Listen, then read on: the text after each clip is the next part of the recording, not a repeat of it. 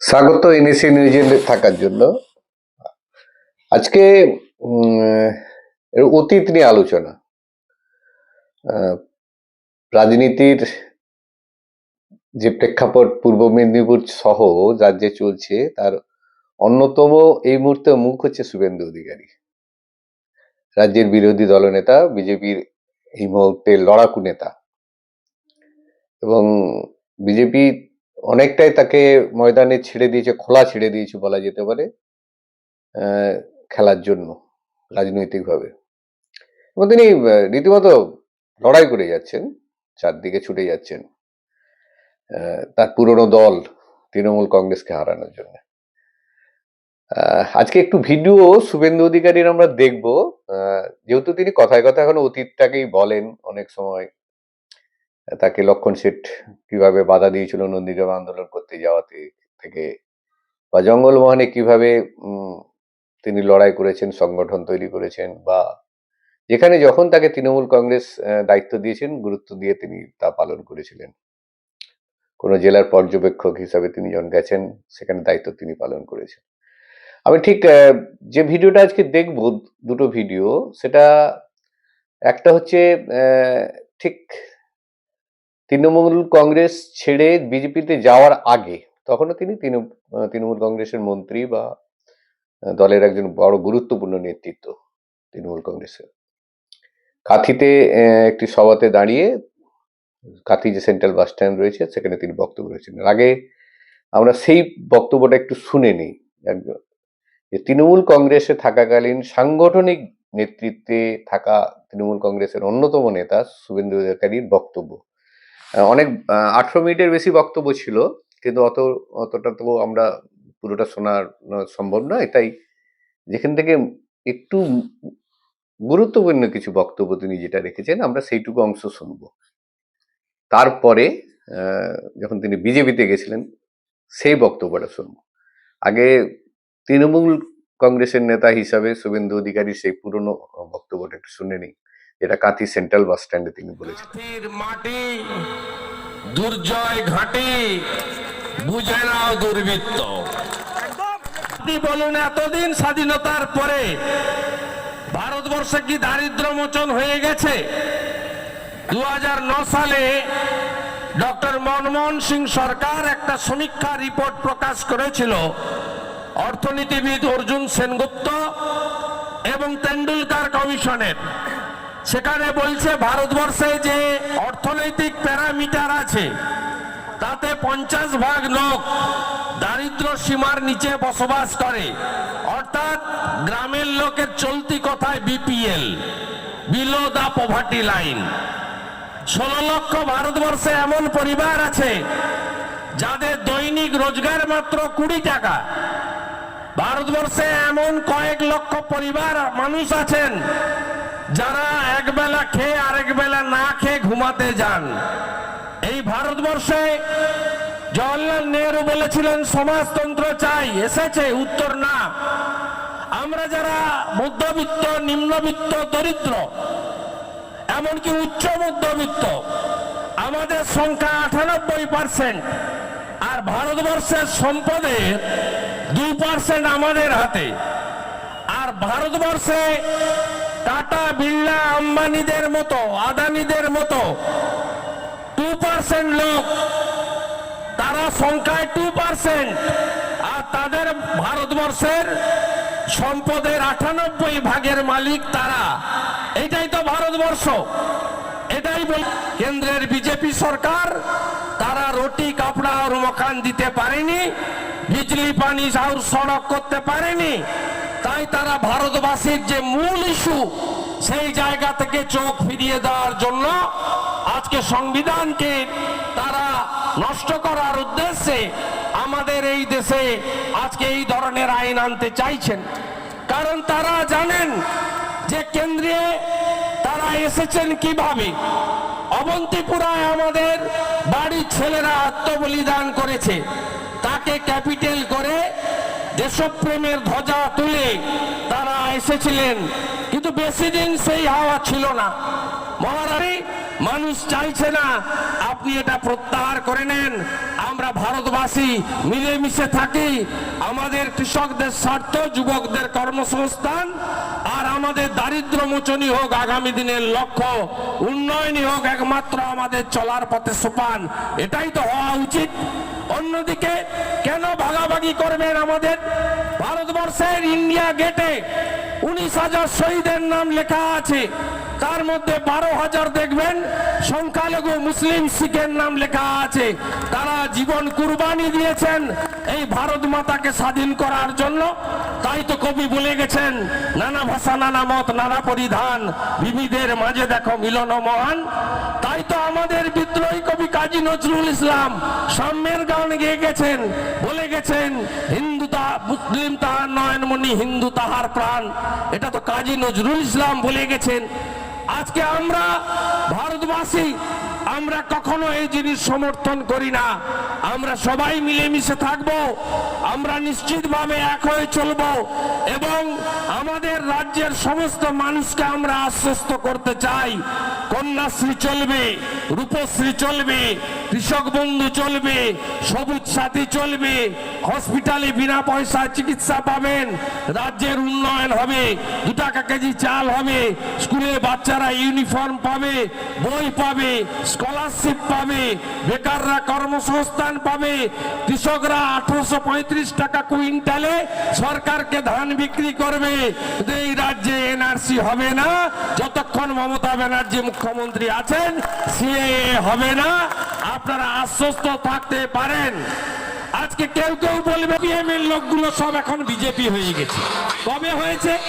2017 সালে যখন চন্দ্রিমা ভট্টাচার্য এখানে দাঁড়িয়েছিলেন দক্ষিণ কাঁথিতে, তখন থেকে সিপিএম এর লোকরা পাল্টি খেয়ে আমাদের তো আর কিছু হবে না, তাই মিছিল করব ইনকিলাবের, ভোট দেব পদ্ম ফুলে।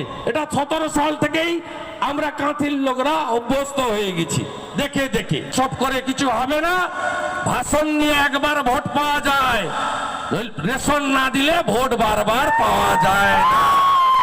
আমাদের দিদি কাজ করেছেন, আমরা কাজ করেছি, আমরা মানুষের সঙ্গে আছি এবং আমরা মানুষকে নিয়েই আগামী দিনে নতুন বাংলা গড়ব। কাঁথির যে উন্নয়ন বাকি আছে সেই উন্নয়ন আমরাই সম্পূর্ণ করব। আর আমাদের এখানে সবাই মিলেমিশে আমরা থাকি। এখানে মুসলিমদের রাস্তার জায়গা মসজিদ, খ্রিস্টানদের রাস্তার জায়গা চার্চ গির্জা, আমাদের হিন্দুদের রাস্তার জায়গা মন্দির। কিন্তু আমরা এখানে সবাই মিলেমিশে একসঙ্গে থাকি, একসঙ্গেই থাকবো। এবং মমতা ব্যানার্জি যতদিন মুখ্যমন্ত্রী, নো এনআরসি, নো সিএএ, নিজের কাজ করুন, পরিবারের সঙ্গে থাকুন, সমাজের কাজ করুন, এগুলো নিয়ে বিচলিত হওয়ার দরকার নেই।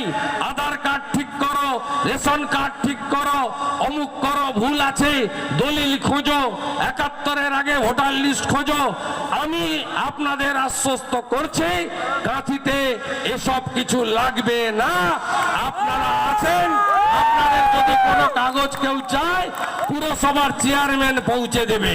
আপনি আপনার নিজে শুভেচ্ছা জানিয়ে, নমস্কার জানিয়ে, সালাম জানিয়ে, আদাব জানিয়ে, শুক্রিয়া জানিয়ে, হারাতারাম তৃণমূল কংগ্রেস জিন্দাবাদ, নেত্রী মমতা ব্যানার্জি জিন্দাবাদ।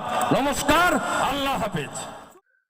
একজন তৃণমূল কংগ্রেস যেভাবে তাদের রাজনীতি করে, তাদের সেই সময়কার তার বা এখনো তৃণমূল কংগ্রেস যে ধরনের রাজনীতি করে তার মধ্যে এই ধরনের বক্তব্য তার থাকেই। এবং তৃণমূল কংগ্রেস সব সম্প্রদায়ের মানুষকে নিয়ে চলতে চায়, এটাই তার বক্তব্যে বার্তা ছিল। এবং কেন্দ্র সরকারের বিরুদ্ধেও তার মন্তব্য ছিল তৃণমূল কংগ্রেসের নেতা থাকাকালীন শুভেন্দু অধিকারী। অনেক ভিডিওই আছে, কিন্তু আমরা খুব একটা বিতর্কিত ভিডিওতে যাব না। কিন্তু তার যে একটা সাংগঠনিক বক্তব্য, শুভেন্দু অধিকারীর যে একজন রাজনীতি করতে গিয়ে সেই দলের হয়ে যে সাংগঠনিক বক্তব্য হয়, সেটা কিন্তু তৃণমূল কংগ্রেসে থাকাকালীন এই বক্তব্যে কিন্তু আমরা সেটা পেয়েছি। ঠিক তেমনি যখন যেদিন খড়গপুরে স্বরাষ্ট্রমন্ত্রী অমিত শাহর হাত ধরে তিনি বিজেপিতে যোগ দিলেন, সেই দিন সেই মঞ্চ থেকে শুভেন্দু অধিকারীর কিছু বক্তব্য রয়েছে, যেটা আমরা শুনে নেব। যে শুভেন্দু অধিকারী যাওয়ার পরে, তৃণমূল কংগ্রেস ছেড়ে বিজেপিতে যাওয়ার পরে কয়েকটি গুরুত্বপূর্ণ কথা বলেছেন। কেননা তিনি 2019-20 সালের দিকে গেলেও 2014-তে অমিত শাহর সঙ্গে তার যোগাযোগ হয়েছিল, যদিও তিনি দাবি করেছেন যে তাকে অমিত শাহ কিন্তু বিজেপিতে যোগ দেওয়ার কথা বলেনি। কিন্তু ঠিক কি বলেছিলেন শুভেন্দু অধিকারী খড়গপুরের সেই মেদিনীপুরের সেই মাঠ থেকে, যেখানে তিনি দলে অংশগ্রহণ করেছিলেন, বিজেপিতে অংশগ্রহণ করেছিলেন, সেটা আগে শুনে নি।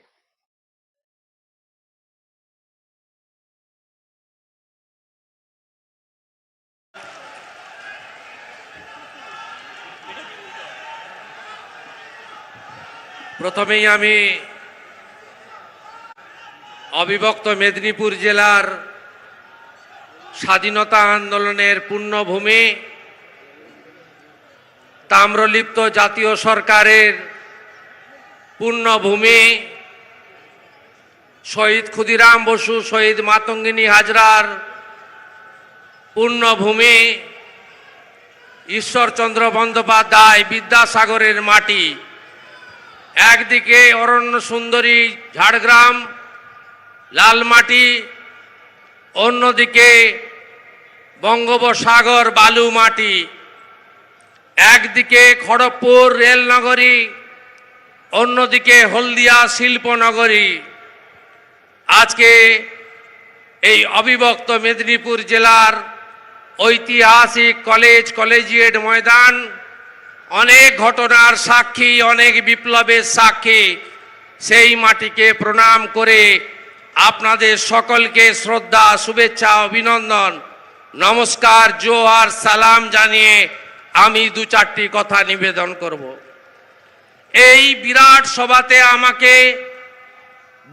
বক্তব্য রাখার সুযোগ করে দেওয়ার জন্য আমি প্রথমেই কৃতজ্ঞতা জানাবো সবার সঞ্চালক, সাংসদ, তরুণ নেতা, কুর্মী সমাজের প্রাণের নেতা জ্যোতির্ময় মাহাতোকে। আমি শ্রদ্ধা জানাবো রাজ্য সভাপতি, মেদিনীপুরের সাংসদ, আজকের সভার সভাপতি এবং লোকপ্রিয় নেতা আমাদের সম্মানীয় দিলীপ ঘোষ মহোদয়কে। আর আজকে যিনি আমাকে এই পৃথিবীর সবচেয়ে বড় পার্টি, আজকে যে পার্টি জাতীয়তাবোধ, দেশপ্রেম, বহুত্ববাদে বিশ্বাস করে, যে পার্টি গীতার যে সেই কথা বহুজন সুখায় বহুজন হিতায় বসুধৈব কুটুম্বকম, সেই নীতিকে বিশ্বাস করে, সেই ভারতীয় জনতা পার্টি পরিবারে আমাকে একজন প্রাথমিক সদস্য হিসেবে গ্রহণ করলেন যিনি, তিনি আমার বড় ভাই, আমার দাদা, দেশের আন বান শান স্বরাষ্ট্রমন্ত্রী, এবং যিনি 19 সালে লোকসভা নির্বাচনে জেতার পরে 8 মাসের মধ্যে যশস্বী প্রধানমন্ত্রী নরেন্দ্র দামোদর দাস মোদীর নেতৃত্বে যা যা প্রতিশ্রুতি দিয়েছিলেন পূরণ করেছেন। তিনি আর কেউ নয়, তিনি অমিত শাহজি। অমিত শাহজির সঙ্গে আমার সম্পর্ক কতদিনের। তিনি তখন মহামন্ত্রী পার্টির, অল ইন্ডিয়া জেনারেল সেক্রেটারি, পূর্ব ইউপির চার্জে। 14 সালে লোকসভা নির্বাচনে তিনি দলকে জিতিয়েছেন, ইউপিতে ঝড় বইয়ে দিয়েছেন। তখন অশোক রোডের পুরনো পার্টি অফিস, তার সামনে একটা ছোট্ট ঘরে অমিতজি আমাকে দর্শন দিয়েছিলেন। আর সেই দর্শনে সুযোগ করে দিয়েছিলেন এখন উত্তরপ্রদেশের স্বাস্থ্যমন্ত্রী আমাদের সিদ্ধার্থনাথ সিনহা। তিনি কোনোদিন আমাকে বিজেপিতে যোগ দিতে একদিনও বলেননি।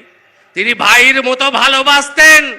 আমি যখন কোভিডে আক্রান্ত হই, আমার দলের লোকেরা 21 বছর যাদের জন্য করেছি, যাদের জন্য অকৃতদার থেকে গ্রামে গ্রামে ঘুরেছি, তারা আমার খোঁজ নেয়নি। অমিতজি আমার খোঁজ দুবার নিয়েছে, তাকে আমি কোটি কোটি নমন জানাই। এই সভাতে কৈলাস বিজয় বর্গীজি আছেন, তার পরিচয় আলাদাভাবে দেব না। সুসংগঠক আছেন আমাদের সর্বভারতীয় সভাপতি মুকুল রায়, আমাকে সব সময় উৎসাহিত করেছে। শুভেন্দু, আত্মসম্মান বোধ যদি তোর থাকে তুই তৃণমূলে থাকবি না, তোর কিচ্ছু দরকার নেই, চলে আয়, আমরা সম্মান নিয়ে বেঁচে থাকতে পারবো। আজকে তার কথাও রাখতে পেরেছি। কেন্দ্রীয় মন্ত্রী দেবশ্রী চৌধুরী আছেন, সাংসদরা আছেন, মোর্চার সভাপতিরা আছেন, স্বপনদার মতো নেতারা আছেন, অর্জুন সিং এর মতো 100 কেস করেছে ওর বিরুদ্ধে, মেরে ফেলার চক্রান্ত হয়েছে, আমার ভাই মনীষকে কেড়ে নিয়ে গেছে। 2009 থেকে 14 মনীষ আমার ইউথের প্রেসিডেন্ট ছিল, অর্জুন সিং মাথা নত করেনি। লকেট চট্টোপাধ্যায় থেকে শুরু করে প্রত্যেককে আমি অভিনন্দন জানাবো, কৃতজ্ঞতা জানাবো। আপনারা অমিতজির কথা শুনতে এসছেন, আমি তো সবে শুরু করলাম। 24 ঘন্টায় 16 ঘন্টা টাইম দিই, বুথে বুথে পাড়ায় পাড়ায় পাবেন। আশ্বস্ত করছি আপনাদের, সমীর দাসকে আশ্বস্ত করছি, সুকময় শতপথীকে আশ্বস্ত করছি, অন্তরা ভট্টাচার্যকে আশ্বস্ত করছি, নবারুণ নায়ককে আশ্বস্ত করছি, অনুপ চক্রবর্তীকে। শুভেন্দু মাতব্বরি করতে তৃণমূলে বিজেপিতে আসেনি, তৃণমূল ছেড়ে। শুভেন্দু আপনাদের উপরে খবরদারি করবে না।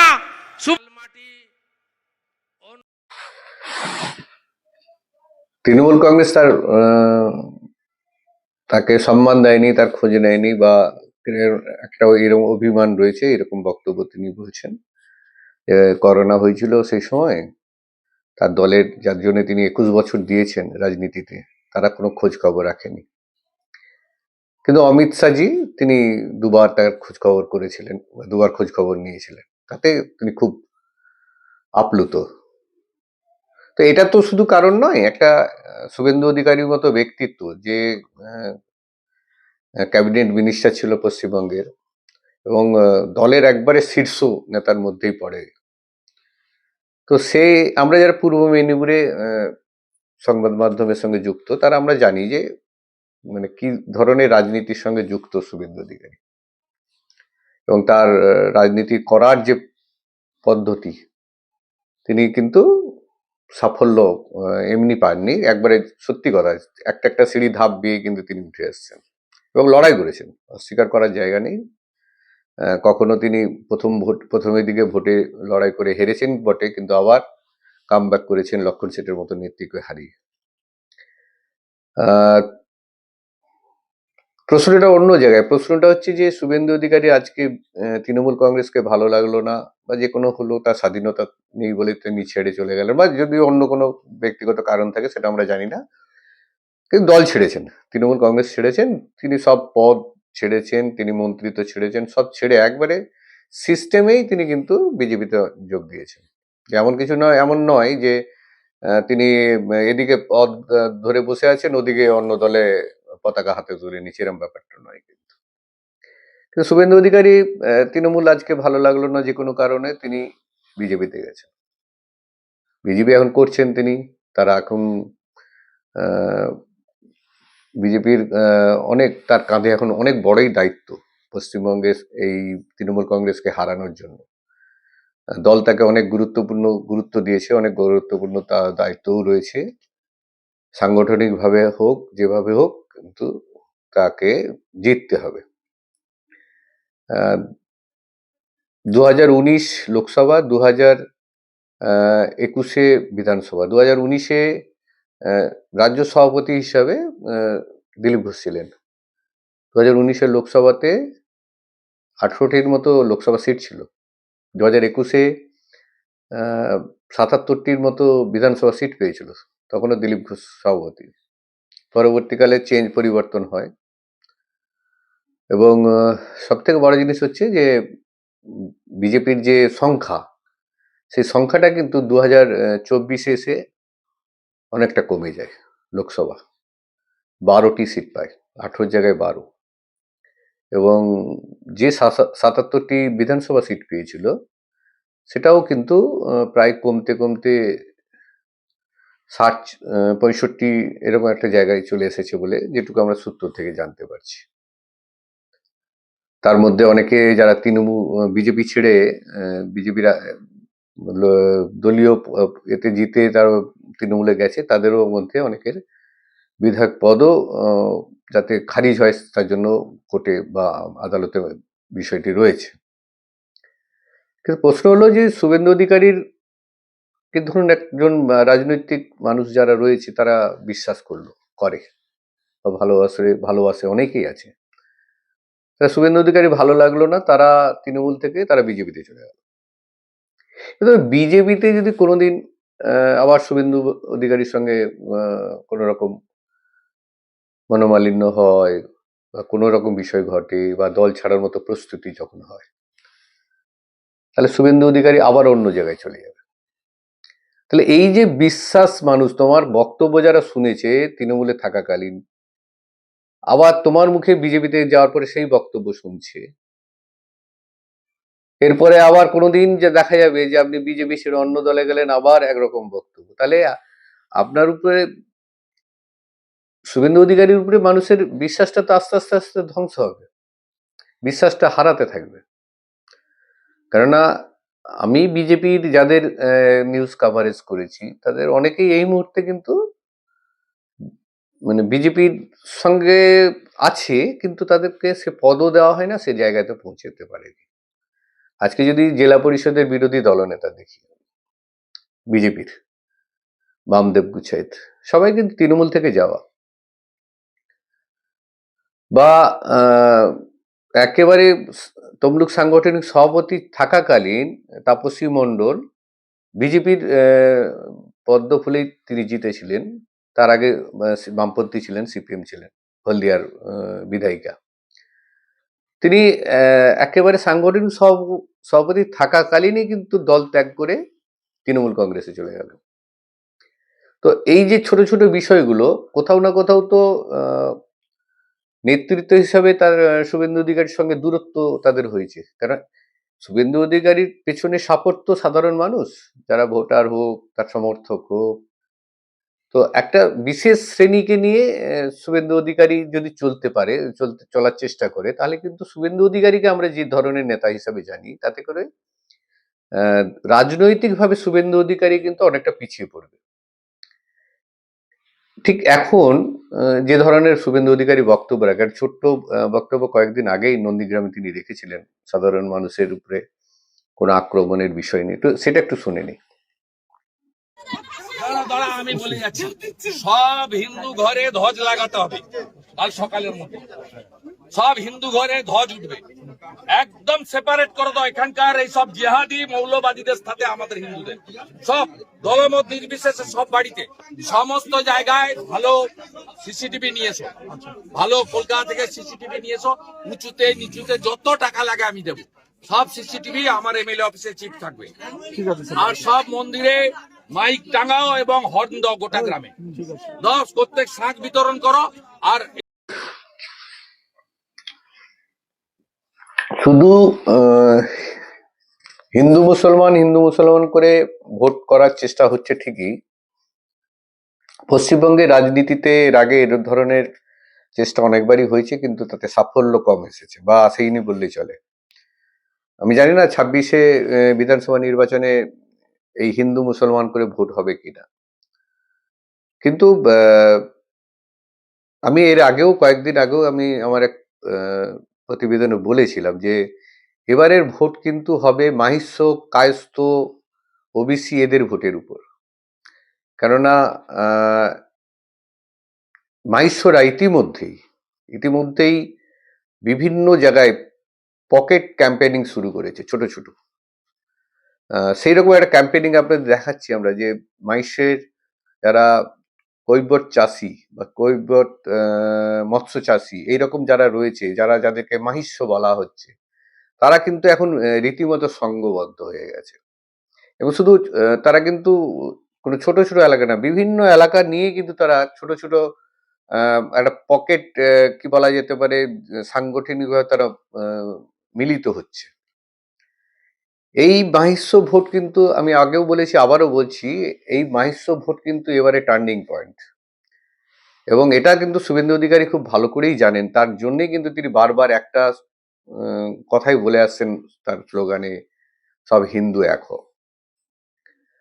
তো মুসলিমদের ভোট, আমি এবারে বলেছি মুসলিমদের ভোট এবারে ভাগ হবে, বিভিন্নভাবে ভাগ হবে। এবং তার জন্যে বিভিন্ন মুসলিম যারা ধর্মগুরু আছে বা মুসলিম সাংগঠনিক যারা নেতা আছে বা মুসলিমদের যে সমস্ত সংগঠন রয়েছে তারা তার আলাদা আলাদা আলাদা করে মুসলমান ভোটটা কিন্তু ভাগ করা হবে। কিন্তু এবারে পশ্চিমবঙ্গের ভোটে কিন্তু মাহিষ্য ভোট একবারে খুবই গুরুত্বপূর্ণ এবং সেই সংখ্যাটাও কিন্তু রীতিমতো যথেষ্ট গুরুত্ব রয়েছে কোনো রাজনৈতিক দলকে আনার জন্য বা কোনো রাজনৈতিক দলকে রেখে দেওয়ার জন্য। তো এই মাহিষ্য ভোট কিন্তু আগামী দিনে খুবই গুরুত্বপূর্ণ এবং তার পার্সেন্টেজ সংখ্যাটাও কিন্তু অনেকটাই বেশি। তো এই ভোটটা যারা যে রাজনৈতিক দল সে শুভেন্দু অধিকারী বিজেপির তরফে হোক বা অভিষেক ব্যানার্জি মমতা বন্দ্যোপাধ্যায় তাদের তৃণমূল কংগ্রেসে রাখতে পারুক, যদি এটা হয় রাখতে পারে তাহলে কিন্তু এবারে পশ্চিমবঙ্গে কিন্তু তারাই জয়ী হবে এবং মাহিষ্য ভোট এবারের ভোটে 2026 বিধানসভা নির্বাচনে খুবই গুরুত্বপূর্ণ। এতটাই গুরুত্বপূর্ণ যে আমরা যেটা অন্য সময় দেখিনি, এখন যেটা দেখছি গ্রামের দিকে রীতিমতো মাহিষ্যদের নিয়ে তারা কিন্তু একেবারে কোনো কি বলা যায় কোনো রকম কোনো দলীয় যে যার দল পছন্দ করতে পারে, সমর্থন করতে পারে, কিন্তু দেখা যাচ্ছে যখন তাদের এই কৈবর চাষি বা মাহিষ্যদের একটা মিটিং হচ্ছে গ্রামের মধ্যে, সেখানে কিন্তু সব দলের লোকরাই চলে যাচ্ছে। তার মানে তারা কোথাও একটা জায়গায় একত্রিত হওয়ার চেষ্টা করছে। আমরা জানি না বলে আমরা আমাদের অধিকার ছিনিয়ে নিতে চাইছি। মন্ডল কমিশনের সুপারিশ অনুযায়ী সেন্ট্রাল গভর্নমেন্ট এবং স্টেট গভর্নমেন্ট দুটি ক্ষেত্রেই ওবিসি তালিকায় চাষি কৈবর্ত হেলেহেলিয়া দাস কৈবর্ত চাষি কৈবর্ত নামটি লিস্টেড হয়ে আছে, তালিকাভুক্ত। কিন্তু চাষি কৈবর্তরাই জেনেটিক নাম চাষি কৈবর্ত কিন্তু ডাক নাম প্রচলিত নাম মাহেশ্ব হওয়ায় তারা বঞ্চিত হচ্ছে। আদপে একই জনগোষ্ঠীর দুটি নাম। যে ঘটনাটা বলতে চাইছিলাম, বীরেন শাসমল যখন কলকাতা পৌরসভার কমিশনারেট হওয়ার সবচেয়ে গ্রহণযোগ্য ব্যক্তি হয়েও তদানীন্তন সময়ে জাতপাত প্রথার বলি হলেন, বলল মেদিনীপুরিয়া, নিচু জাত, কেওট বলে তাকে তার সেই পাওয়ার যোগ্যতা থাকা সত্ত্বেও তাকে বঞ্চিত করা। তখন সেই সময়কার দিনে সেই আন্দোলন ঠিক ছিল, তখন কিন্তু তারা গর্জে উঠলেন যে আমরা পিছিয়ে পড়া নয়, আমাদের সমাজে শিক্ষিত মানুষ আছে, আমাদের সমাজে জমিদার আছে, ব্যারিস্টার আছে, ডাক্তার আছে, আমরা পিছিয়ে পড়া তকমা চাই না। সে সময়কার ক্ষেত্রে ঠিকই ছিল। কিছু মানুষ নতুন একটা নাম গ্রহণ করল, কি না মাহেশ্ব। আদপে 1901 এবং 1931 সালের আগে যত জনগণনা আছে কোথাও আপনারা মাহেশ্ব নামটি দেখতে পাবেন না। সব জায়গায় সেন্সাস রিপোর্ট যে যত বই আছে দেখবেন চাষি কৈবর্ত আছে। আমরাও জানি, শুনে আসছি যে মাহেশ্ব চাষি একই ব্যাপার, একই জনগোষ্ঠীর, একই জনগোষ্ঠীর দুটি নাম। অলরেডি গভর্নমেন্ট তালিকায় চাষি কৈবর্ত হেলেহেলিয়া, হেলেহেলিয়া মানে উত্তরবঙ্গে হেলেহেলিয়া বলে, দক্ষিণবঙ্গে তাদেরকে হাল ধরে যারা, উত্তরবঙ্গের দিকে নামটা হেলেহেলিয়া আর নিচের দিকে দক্ষিণবঙ্গে চাষি বলা হয়, চাষি কৈবর্ত বলা হয়। তা ভাঙতে ভাঙতে মাহেশ্ব নামটা এসেছে, একই জনগোষ্ঠীর। আমি ডক্টর তারপদ সামন্ত, হাওড়া জেলার প্রতিনিধি হিসাবে বলছি। মাননীয় মন্ত্রী মহাশয়ের কাছে আমার একান্তভাবে আবেদন যে আমরা যে হেলেহালিয়া চাষি কৈবর্ত এক জনগোষ্ঠী, এইটাকে ইলেকশনের এজেন্ডের মধ্যে রেখে এইটাকে এক করে দেওয়ার জন্য 1 নম্বর অনুরোধ। 2 নম্বর হচ্ছে যে ওবিসি এবি যেটা পশ্চিমবঙ্গে আছে, অন্য কোনো স্টেটে নেই, এটাকে অ্যাবলিশ করে দেওয়া। তারপরের কথা হচ্ছে আপনি যখন এখানে আছেন, আমরা যাতে আমাদের নিজেদের ভোটটা নিজেরা দিতে পারি। কারণ আমি 19 বার ইলেকশনে গেছি, ডবল বুথও করেছি। আমার অভিজ্ঞতা থেকে বলছি, পশ্চিমবঙ্গের সমস্ত ভোটাররা যাতে নিজের ভোটটা নিজেরা দিয়ে এই বিজেপি পার্টিকে যদি আমরা আনতে পারি আমাদের সুবিধা হবে, এই আশাটা রাখছি মাননীয় মন্ত্রী মহাশয়ের কাছে। তৃতীয় আবেদন হচ্ছে আমরা যে হেলেহালিয়া কৈবর্ত সমাজের যে জনসংখ্যা, সেই অনুপাতে আমাদের প্রতিনিধি যেন নির্বাচন এবারে বিধানসভায় করা হয়, পরবর্তী রাজ্যসভায়। কারণ আমার যে খিদেটা, মানে বিধানসভায় যে আবেদন করতে হবে, আমাদের সেরকম প্রতিনিধি নেই। এটাই হচ্ছে একান্ত মন্ত্রী মহাশয়ের কাছে আমার বিনীত আবেদন। ভারতীয় জনতা পার্টির ইস্তাহারে থাক, এইটাই আমার প্রস্তাব।